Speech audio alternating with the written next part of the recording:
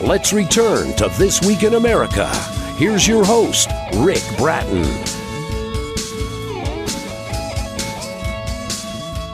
Lyle Simpson's captivating book, Fully Human, Fully Alive, helps individuals build their own bridges over the barriers that are preventing people from living a full life.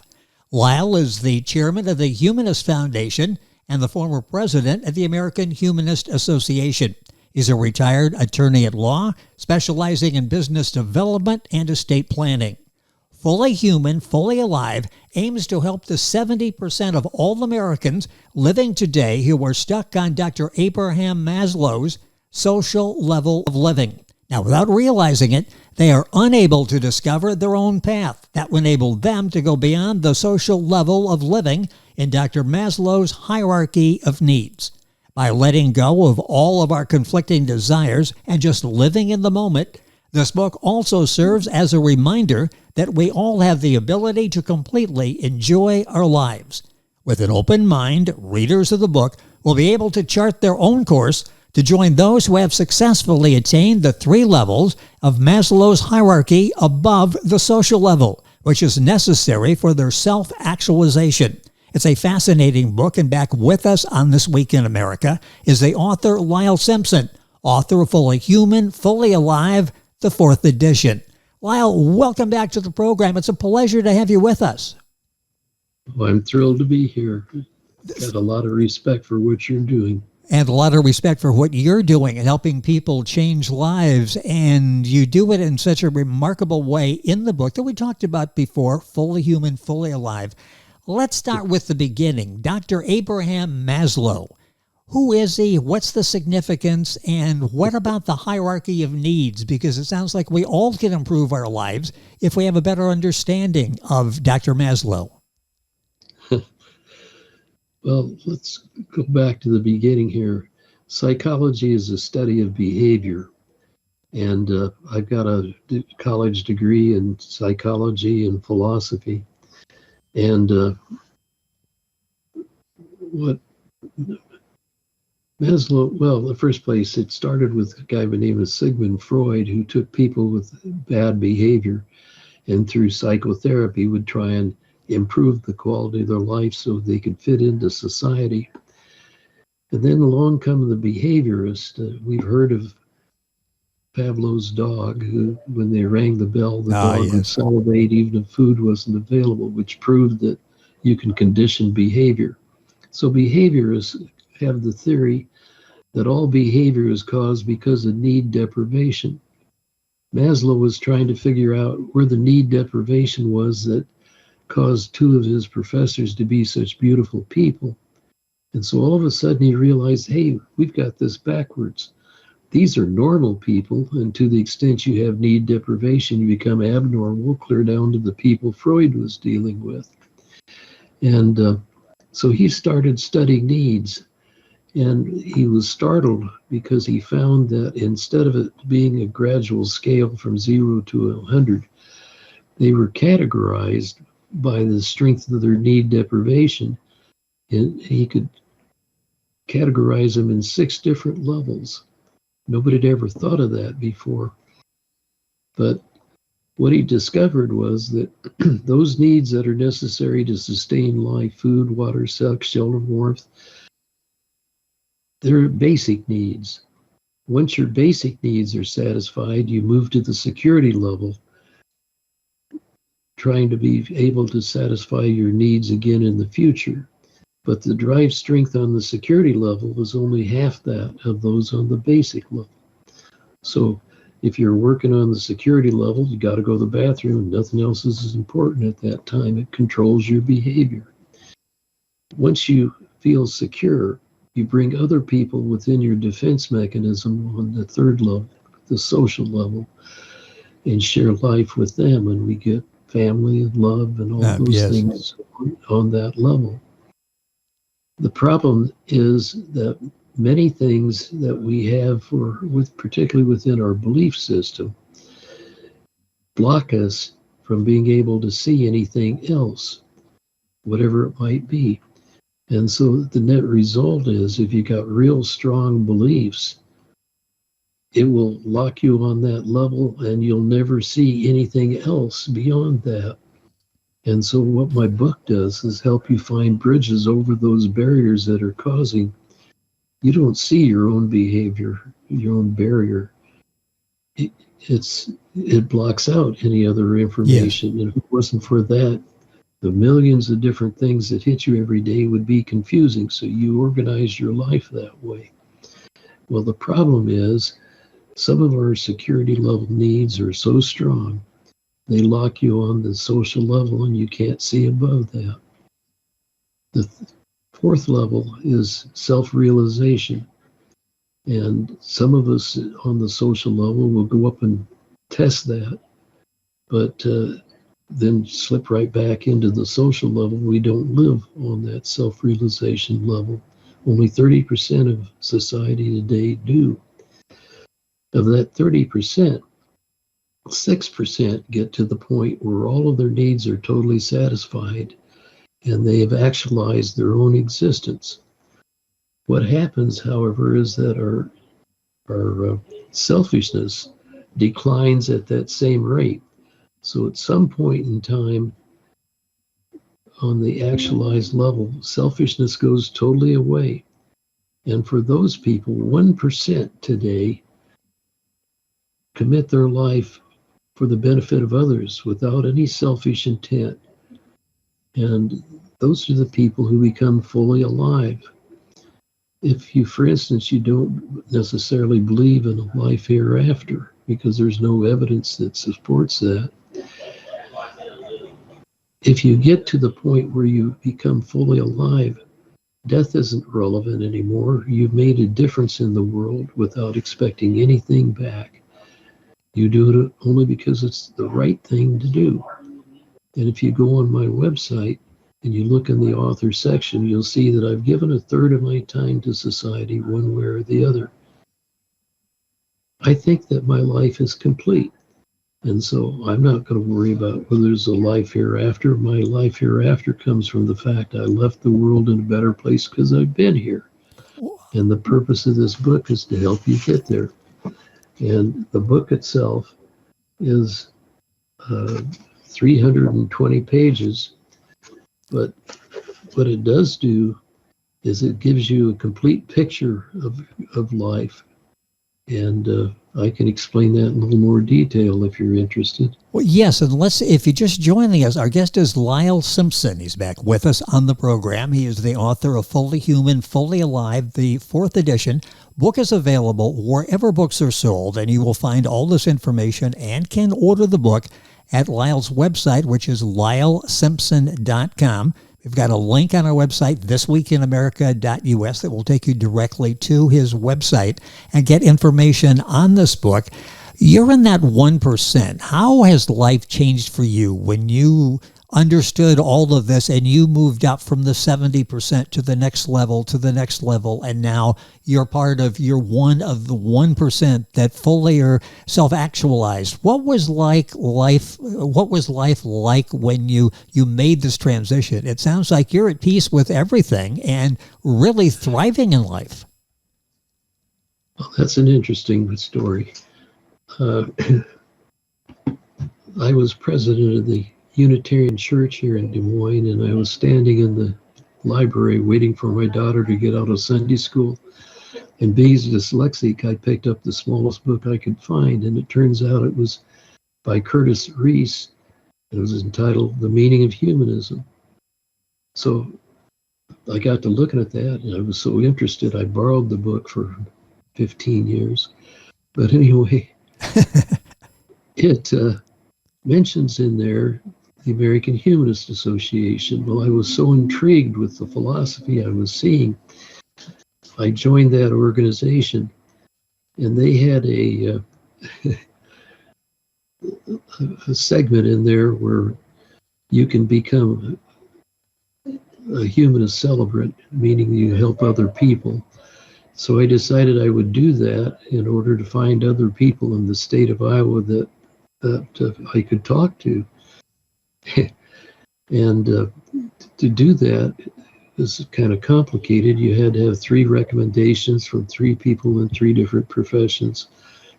So I was a company commander in the Iowa National Guard, and the chaplain for my unit was an Episcopal priest who thought like I did, and so I got him to recommend me. I got my philosophy professor at Drake to write a recommendation. Anyway, I went through all of that. I sent it in. I get back the certificate, but it expires in 3 years.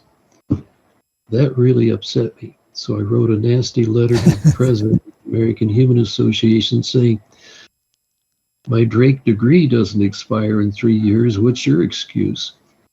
She calls me up and she says, well, we do that because we get some unusual people in our organization, and that way we can weed them out. And so I said, but that's not why I'm calling.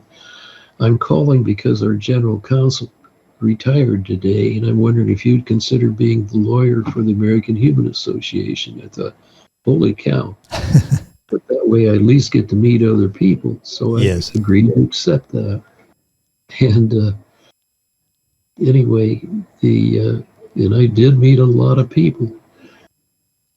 I talked my successor into being president of the American Humanist Association when the bylaws required that my term ended.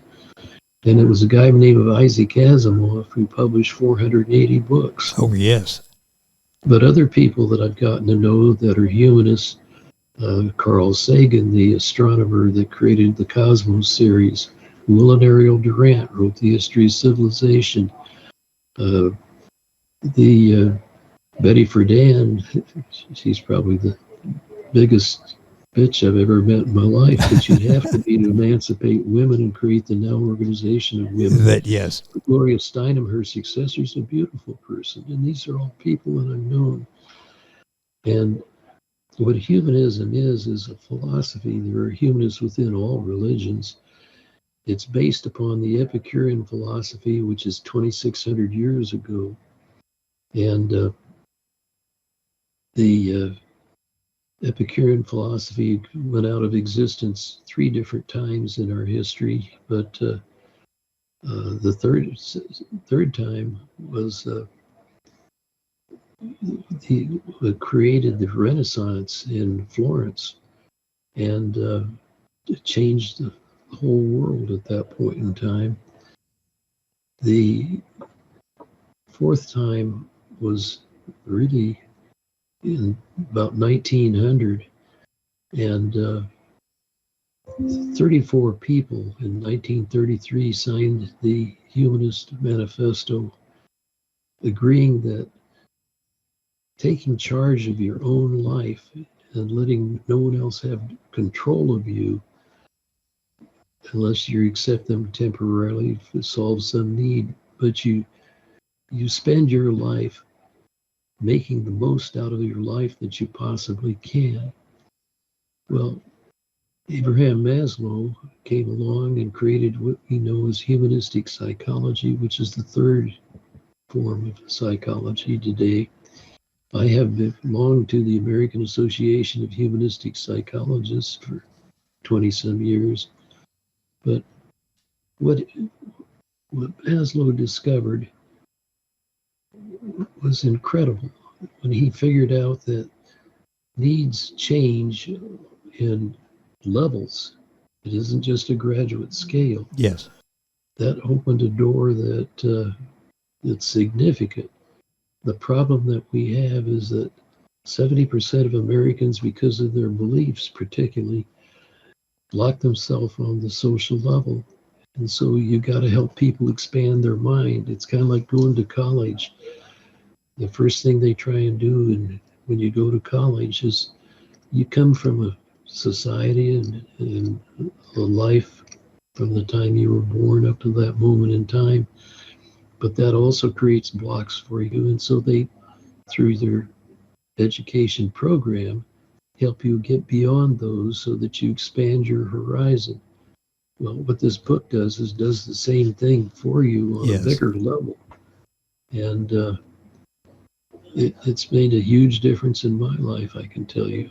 And from the people who have read the book has received rave reviews. You ask questions, you take people through to understand what their barriers are and why they're basically stuck at that particular level. 70% of us are there. The book is fully human, fully alive.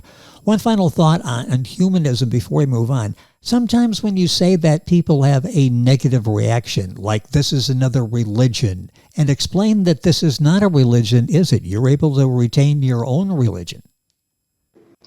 No, this doesn't do anything to harm your religious views. But what it does do, it causes you to not let the people that are preaching the religion take total control of your life. You maintain the control, but you listen to them and you learn from them, and you apply those things that you think are appropriate in your own life. But they're not telling you you have to do this or else you're going to hell. And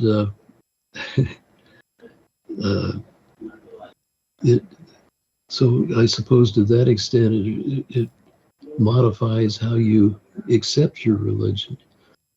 I've been to Israel 3 times just to make sure that the facts I talk about in my book are accurate. And it's an enlarging experience for you. It doesn't negate your religion. It helps you see more benefit from it. And I think on a level it enhances you as a human being, doesn't it? To be able to think things through thoroughly. You mentioned something before that as I'm reading through the material here, talking about people and their value system. And for most of us, it's not really our value system. It's based on what other people have told us. And sometimes it's difficult for us to think on our own, to be independent in our thinking. Is that true? Is that an accurate assessment of what I just said there? That we want to follow what other people have said, and sometimes we don't think for ourselves when we should. Well, the real problem is that most people don't think very deeply, and so they accept things by what we call groupthink. Whatever their organization is that they belong to, they believe whatever the leaders of that organization are telling them. When you go to high school, your team has got to be the best. Even if they're not, you want them to be the best. So the groupthink controls your belief. Nothing wrong with that. It's just if you don't think beyond that, you don't grow. You don't learn. That's sufficient to lock you on the social level. You have to be able to take charge of your own life, and that's really what being a humanist is about. That's the only thing that it is based on, that it does. You take charge of your own life, and you grow as an individual without other people controlling what you believe. And that's pretty important, because otherwise you're simply following the crowd. Yes, and so many of us are caught in that and do that. Most people today want to control their own lives, and this book will actually help you, me, and all of us do this. It's helped Lyle to the point where he is really thriving in his life, or peaceful in and accepting of his life, and you can be as well. The book is laid out. It asks the questions, and you can follow along, and will get you to the place where you can increase your level on the scale. The book is fully human, fully alive. A few minutes left on the program. It's gone by too quickly, which is why we will suggest you buy the book and you continue to go through and look and understand and follow what Lyle has laid out for us. What are some of the common barriers that we have that are holding us back? And I guess one we just sort of talked about, the groupthink, that we don't really think for ourselves. What are a few of the barriers that really limit us and our personal growth? That's a tough question. The question is, where do I start? And where do you finish? We could talk for 3 days about this probably. Well, let's just take the notion of life after death. no one's ever come back to show us what that is. Yes. The only thing we know is what our preachers are telling us. And there's nothing wrong with having that belief. But on the other hand, when you tie to that guilt and fear, those are very, very powerful. And that's sufficient enough to lock you into their control. When you're told that you have to tithe, it isn't God spending your money. And yet you would have fear that you're going to hell if you don't. Well, that's control. And that's just one small example. But we all have people controlling us, whether it's presidents or school teachers or your parents or whatever. Yes. And it's necessary in life that we have controls, the police department, whatever. If the question is, do you give up control of your own life to them, or do you simply listen to them, and if it's in your best interest, you do what they tell you to do? And I can give you all kinds of examples of that.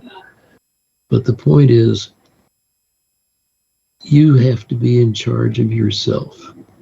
And if you're in charge of yourself, certainly in order to get things accomplished, you yield to other controls. But you do that willingly because you know it's the right thing for you to do. You do it for those reasons and not because they told you you have to do that. If you're doing it because they told you have to do that, then you're a puppet or a sheep, and they're your shepherd. And those sheep don't think for themselves. No. If you're listening and you're thinking, okay, how do I get from here to there? That's all laid out for you in a very understandable, relatable way in Lyle's book. The book is Fully Human, Fully Alive, the 4th edition, book available wherever books are sold. I'll direct you to Lyle's website. A lot of great information there, LyleSimpson.com. Book available wherever books are sold. This is the 4th edition of the book. It's possible you can discover a life that's not just about existing, but about actually thriving. I got a couple minutes left, Lyle, at the end here. What's it like when you see someone who reaches the level or close to the level that you're at, that someone that has followed you, that has listened to you, has understood you, has read the book Fully Human, Fully Alive? What's it like when you see a change in them where they feel, you know what, I'm actually in control of my life. I feel good. My life is now more thriving than it's ever been. What's it like when you see that people go through that transition? I belong to a Rotary Club. It's the largest in Iowa, a little over 200 members. We've got about 3 people in there that really are fully alive. And what they've been able to accomplish in their life for the benefit of others is incredible. And one of them, who's a particular friend of mine, created character counts. So the grade school kids have a value system that now is being provided around the world. And, he can sleep nights thinking he's done some real good for other people that have improved the quality of their life. And that's just a small example of what he's done. I can talk for hours on some of the things that he's accomplished. Well, you can read that in Lyle's book, and you can feel that when you open up your life, the joy that you have in expressing gratitude and thanking somebody else for a job that they've done and opening up your life. The book is Fully Human, Fully Alive. The second time Lyle has been with us. Hopefully we can do it again. There's so many interesting aspects of this that we have yet to talk about, but that's why he wrote the book. So you can get the book and you can follow it at home. Information on his website. It's LyleSimpson.com. And my thanks to Studio of Books for making this possible on the program today. You have the creative work. Studio of Books has the branding and marketing expertise. Studio of Books is ready to connect, collaborate, and bring your ideas to life. Studioofbooks.org, and I thank them for arranging our conversation. Lyle, it is always a pleasure. Hopefully we can do this again. Thank you so much for being with us. A great program, a short amount of time, but I think you've impacted a number of lives by people listening today and getting a concept of what you're talking about and the satisfaction that it brings you by being in a position to help other people. Thank you for being with us.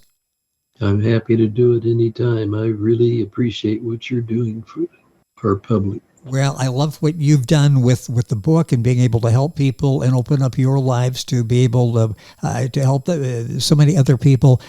If you're interested, go to the website. You'll get great information there and order the book there as well. LyleSimpson.com. The book's available wherever books are sold. The book is Fully Human, Fully Alive. 4th edition. You're listening to This Week in America. And we're back on today's program right after these messages. This Week in America is online. You can visit our website, thisweekinamerica.us. Scott Pinkerton, associate producer of This Week in America. Jay Anderson, segment producer. Ben Watson, webmaster. Otto Bechet, director of engineering and TV production. This Week in America produced and is a trademark of Blue Funk Broadcasting, LLC. For information on all of our guests and to listen to this week's show, our website again at thisweekinamerica.us. And I'm Sean Bratton, executive producer of This Week in America.